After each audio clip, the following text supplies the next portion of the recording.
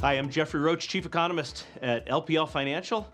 And in this edition of the Econ Market Minute, I'll share three key takeaways for investors. First, markets will shrug off inflation for now.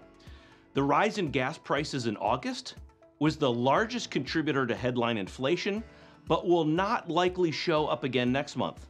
Annual core inflation decelerated to 4.3% in August from 4.7% the previous month. Prices for hotels, used vehicles, and recreation all declined in August. And I think the decline in prices for hotels could indicate consumer demand is starting to wane on travel-related services. Here's the bottom line. Markets will likely look past the rise in headline inflation, since the largest contributor should not be a big factor next month. Yields on the 2-year Treasury are trading below the previous day's close, indicating, I think, that markets are taking the latest inflation report in stride, as the Fed is expected to keep rates unchanged at its upcoming meeting. Second, housing imbalances will likely last for a while.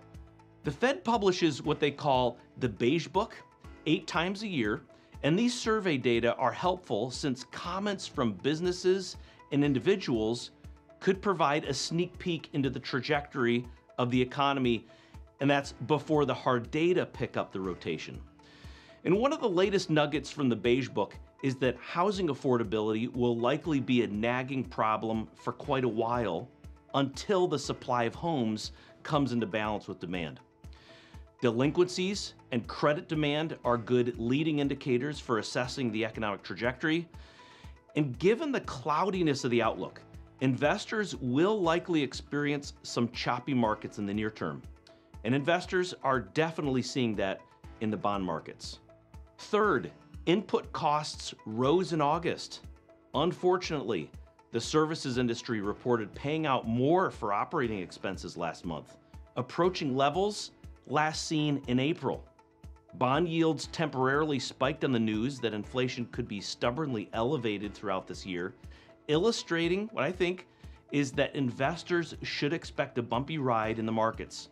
However, business activity has been growing at a slower pace since the end of 2021 as consumers spend down their excess savings, and the slowdown in activity will eventually dampen inflation pressures. So I think the two big challenges facing the Fed right now are the risks that inflation could become entrenched and the risks that the consumer could falter when excess savings dry up.